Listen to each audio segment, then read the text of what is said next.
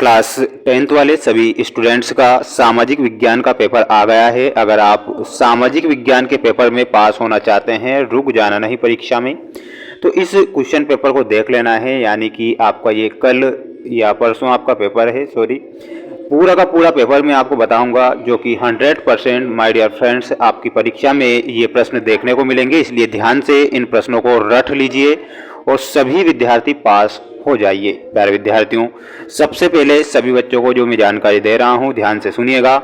सबसे पहले आपको ये 75 नंबर का पेपर आएगा, 3 घंटे का समय दिया जाएगा। प्यारे विद्यार्थियों, अगर आपको पास होना है तो अपनी परीक्षा में प्रश्नों से रिलेटेड कुछ भी लिख कर आना, लेकिन लिख कर जरूर आना, कॉपी को फिल करके ही आना है किसी भी कंडीशन में।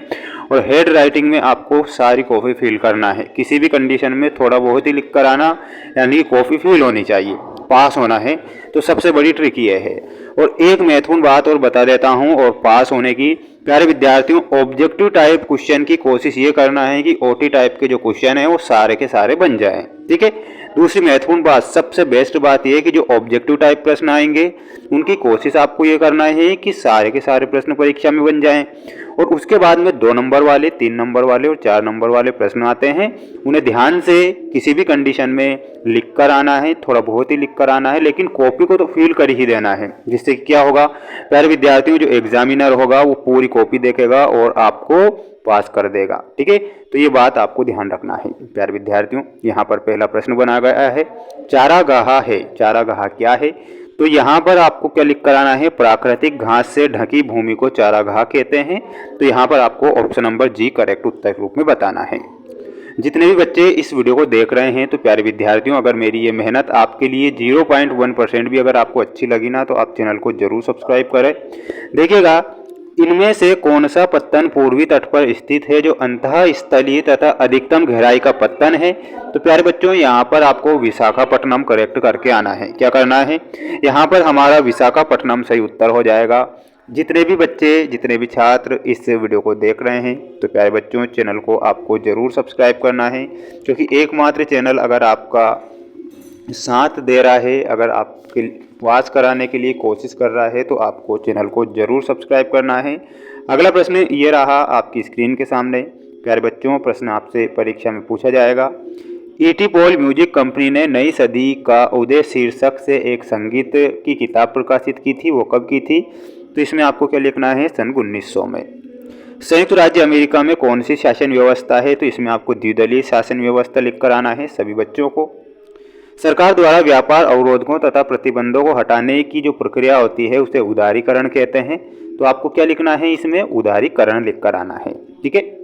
ब्रेटन वुड्स सम्मेलन में किस संस्था की स्थापना हुई थी? तो प्यारे विद्यार्थियों, इसमें अंतर्राष्ट्रीय मुद्रा कोष की स्थापना हुई थी, जो कि यहाँ पर आपको दिया गया है, अंतर्राष्ट्रीय मुद्रा कोष। स्क्रीनशॉट लेते चलना है।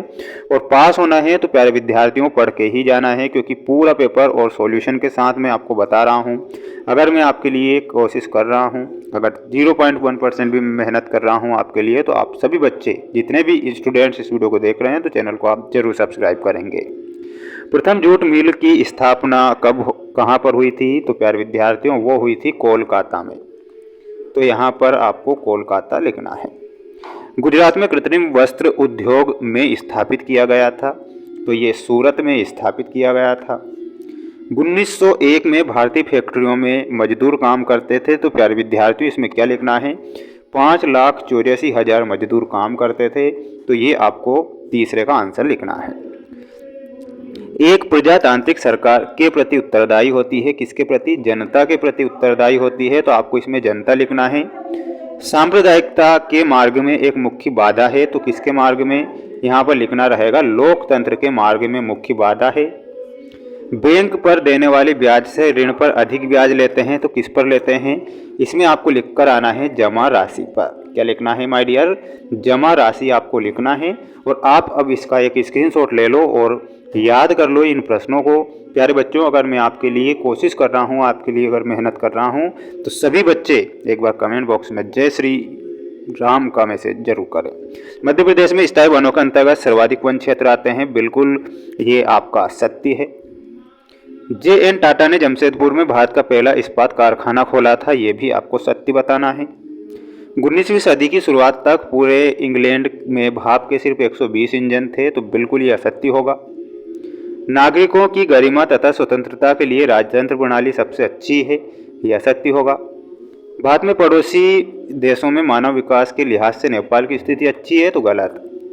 छोटा नागपुर का पठार खनिज संपदा में भारत का संपन्न क्षेत्र है, तो ये बिल्कुल सत्य है। अब आप ले लो इसका स्क्रीनशॉट।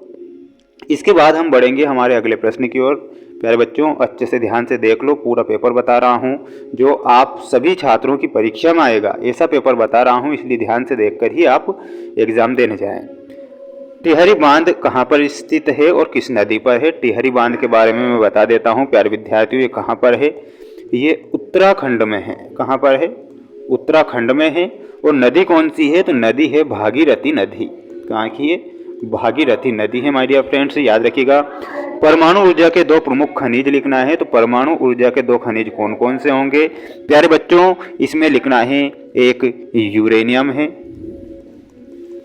एक तो यूरेनियम हो जाएगा, एक हो जाएगा प्यारे बच्चों थोरियम। ये दोनों ही हैं, तो यहाँ पर दोनों करेक्ट कर देना है। परमाणु ऊर्जा में हो गया श्रीलंका किस वर्ष स्वतंत्र राष्ट्र बना था? तो 1948 में ये स्वतंत्र राष्ट्र बनता है। किन्हीं ऐसे देशों के नाम बताइए जिसमें बहुत अधिक आर्थिक असमानताएं पाई जाती है, तो वो देश है प्यारे बच्चों बांग्लादेश। बांग्लादेश लिखना है। अंतर्राष्ट्रीय व्यापार को उदार बनाने के लिए नियमों का निर्धारण कौन करता है? तो प्यारे विद्यार्थियों WTO करता है, वर्ल्ड ट्रेड ऑर्गेनाइजेशन। स्वर्णिम चतुष्कोण किन किन स्थानों को मिलाता है? इसका आंसर आपको कमेंट बॉक्स में देना है। अगर मेरी ये मेहनत अगर आपको अच्छी लगी तो आप सभी बच्चे जितने भी स्टूडेंट्स इस वीडियो को देख रहे हैं चैनल को सब्सक्राइब करके रखिएगा। ये कुछ महत्वपूर्ण प्रश्न है जो आप देख कर जाइएगा, और ये अगला जो सेट पेपर होगा वो भी आपको नेक्स्ट वीडियो में बता दिया जाएगा, इसलिए सभी बच्चे चैनल को जरूर सब्सक्राइब करें और अच्छे से कोशिश करें, मेहनत करें। Best of luck. जय हिंद, वंदे मातरम।